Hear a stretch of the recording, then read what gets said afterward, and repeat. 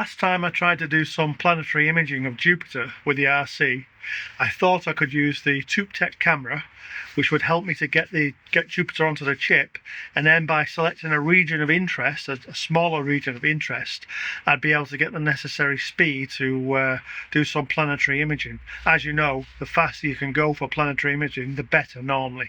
Unfortunately, it never worked out, and you never saw the results of that. The reason I'm having to use the RC tonight is I put the Mewlon away. Everything, the mount is actually in here, in the observatory, so because essentially the weather is so unstable at the moment, it should be overcast right now, but apparently it's not, it's clear. So let's benefit from that and try again to use the RC to image Jupiter. Let's see what the RC can do over what you've already seen from the Takahashi Mewlon.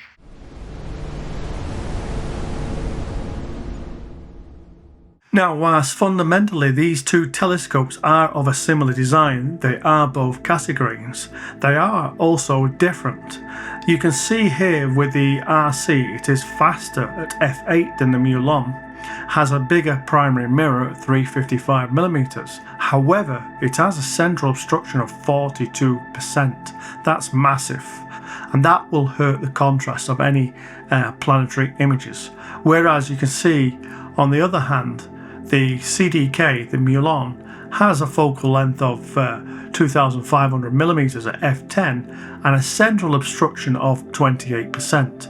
One of the things I would say about RCs is they are primarily imaging telescopes. Of course, you can use them visually. However, because of that large central obstruction, it will affect the contrast, whereas the Mewlon is also a great imaging scope and a pleasing visual scope to look through.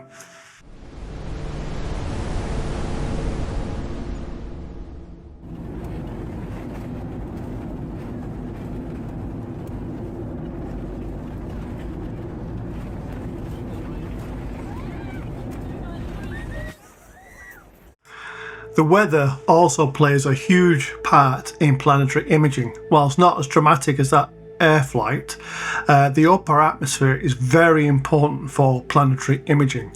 It's not enough for it just to be clear. We also need to know the position of the jet stream, where it is in the night sky.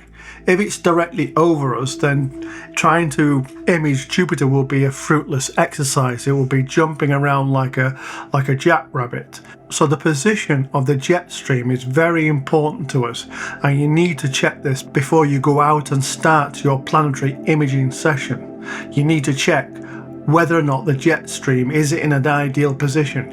As you can see in the image below of Europe, and particularly the Netherlands, you can see I'm working with a small gap. Some sites will animate the jet stream for you and show you how it's predicted to move over the course of the night.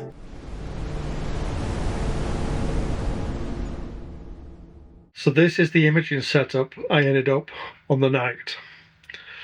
There you can see the Neptune 664 camera on the new GSO Barlow, 2x Barlow.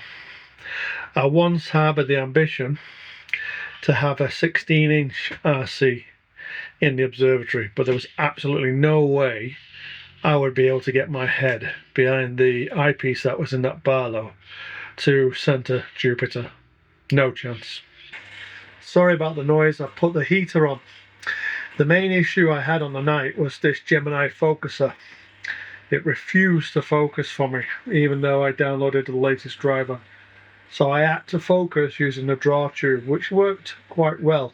Once I loosened the tensioner here, I was able to use the draw tube to focus with the Neptune. And of course it held very well because the Neptune has no mass whatsoever. It's very little at all.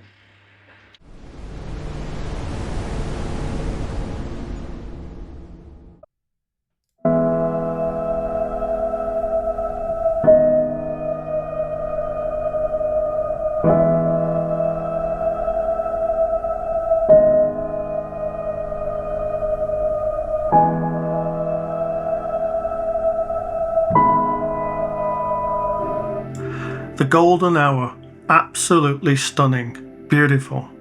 However, have you ever wondered why it's the colour it is? Well, It's the longer wavelength of light, the red light and near infrared to infrared light, that is able to refract and bend more around the atmosphere. And this is what gives the sunrise and sunset its characteristic colour. Absolutely stunning. You can also use this to your advantage when imaging, especially imaging the planets. You can put an IR pass filter in your camera to help tame atmospheric turbulence. This will only pass the longer wavelength of light where your camera is still sensitive. If you're having an excellent night on the other hand, you can still use the IR pass filter to create a very high resolution luminance mass to further improve your image. Finally, it is this same process that gives the moon during a lunar eclipse that beautiful copper red colour.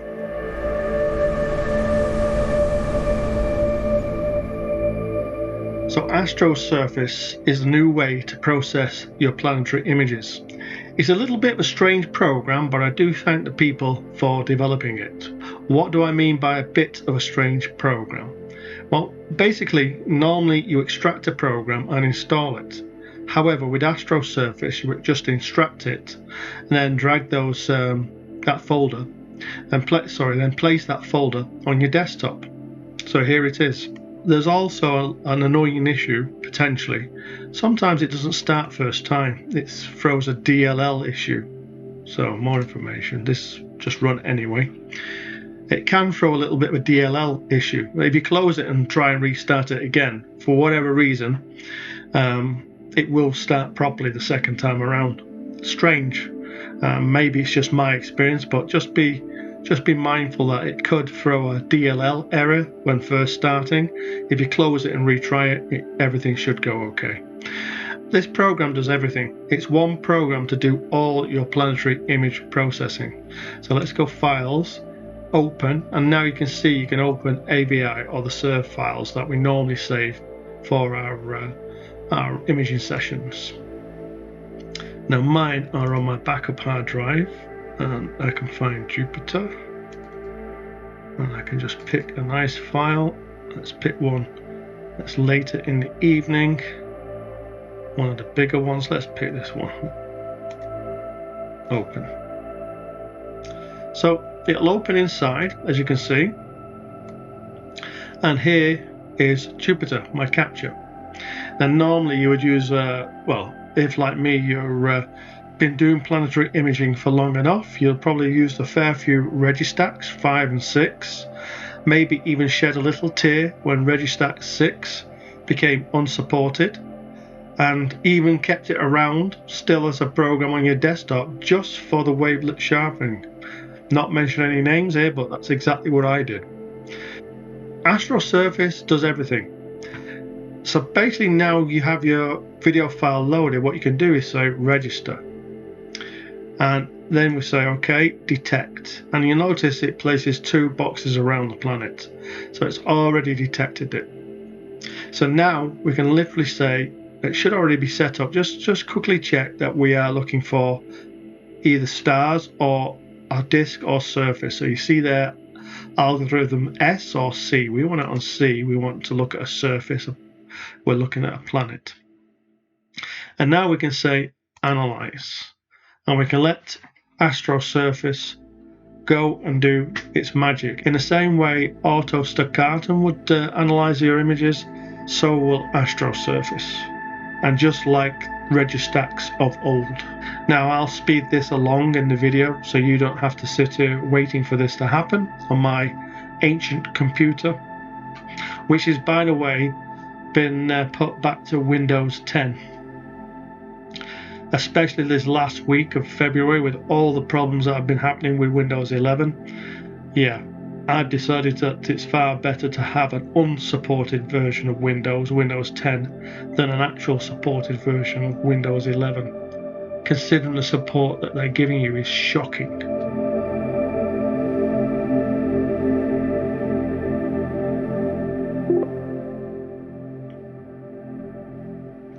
Okay, the analyze section is now finished, and as you can see, we've got a quality graph here estimating the best frames to use for stacking. Now we can move these sliders around, but you can already see that we've selected to take 50% of the stack, or the best 3000 frames of this particular session of this particular Jupiter, and we can leave it here. Go OK. You can move these sliders yourself and it will change. You can see that it's only selecting 2000 frames, 600, 400. But if we place it here in the middle, then it says OK, 46% are available of the video. We can say OK. So you can see that stack 1 here at the bottom is now set to that 46%. You can add a second stack with a reduced frame count if you wish, to make 2 at the same time, and to see if you can get a better Jupiter with a more discerning stack. I don't really touch any of the stacking methods. I'll leave them alone. I leave it mostly on global, but you can try also the multi-point algorithm. I have played with that at least. Mean is no problem. The other thing I do with my images, I do reprocess them or resize them, especially with the planets. Having a nice bigger disk to look at with more surface detail is always better. But you have to experiment with this yourself to understand how much you need to push this. For example, if you're with a small refractor and you've only got a 2 times or 3 times Barlow, then you might need 200 or 300% increase in size. I just, with the Mewlon, because the disk of Jupiter is already very big, I just resize by 150, and then I will just hit stack. Continue for stack, yes, and away we go. Now we're stacking. And again, I'll speed this up. I won't, of course, force you to sit through this rather slow old gaming computer trying to stack Jupiter.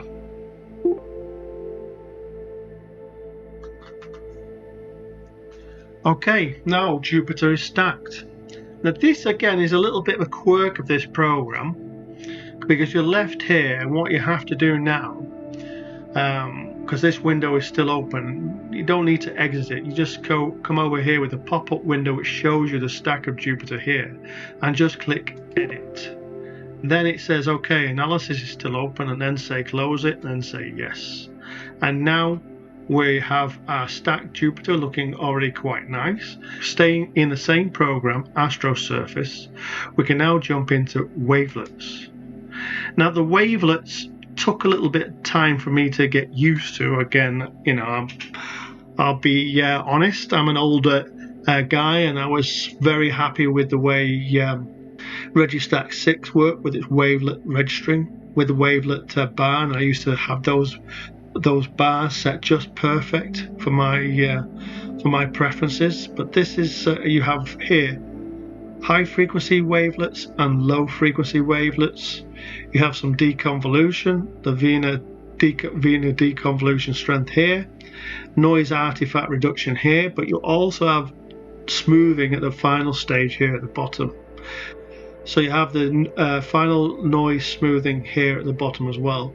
You can also do a lot with the RGB adjustments. I tend to not do any RGB adjustments here, but for example, if you have a shift in the red or blue, you can already start correcting that here in the program. Again, it's like any piece of software, you need to test it for yourself, get used to it, find out what you like about it, what you don't like about it, and just start to work with it. So what I'm going to do first is I'm going to start to put this pre-filter somewhere around about 1.5 to 2. That's where my experience tells me, oh yeah, that's the other point. You need to select the area you're adjusting.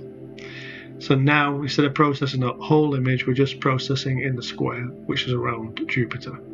And now I just start clicking up. High frequency wavelets. Here you can see you have more finer control on these up and down arrows. If you go here, see that? Jump by 3, jump by to 11. And normally what I do with this, my process is I take it up until I feel like I've gone too far.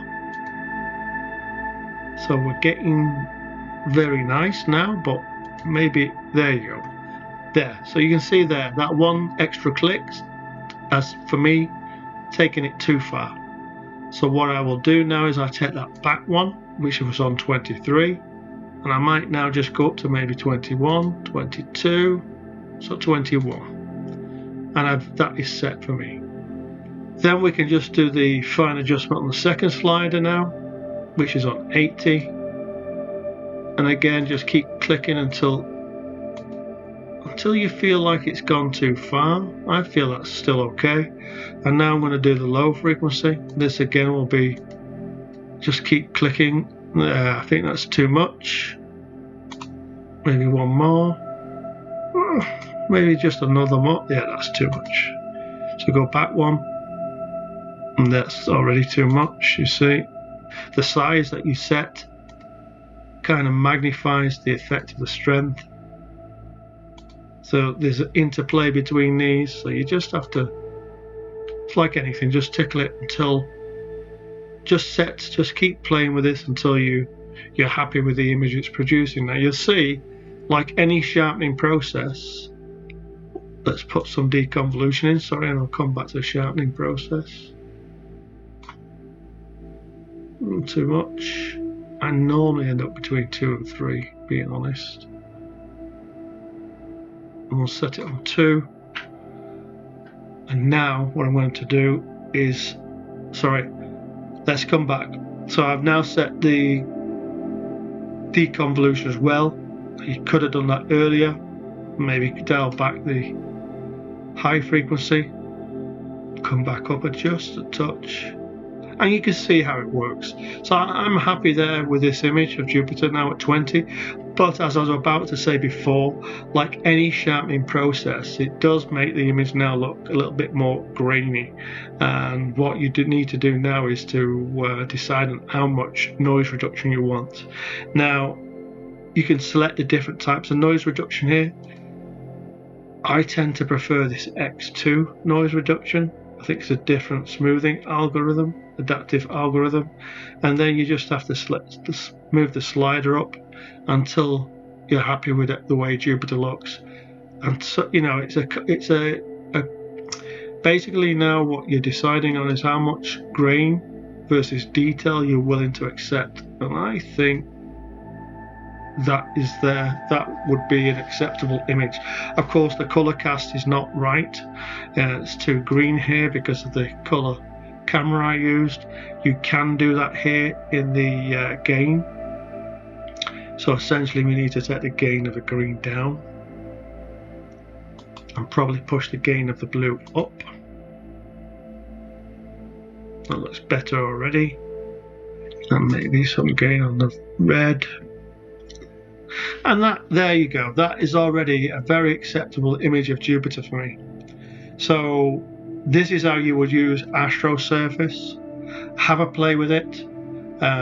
Google it. This is how you would use AstroSurface. It's a very nice program, and you can process Jupiter from the very beginning, from your video file, all the way through to stacking and alignment to final sharpening using wavelets. So I hope this is of use to you. Have fun playing with AstroSurface. I know sometimes learning these new tools can be a bit of a pain, at least it is for me, but I think this is an excellent program. It's well supported, and at least I believe this is the replacement of Registax, which, let's face it, that is no longer supported and died a long time ago now.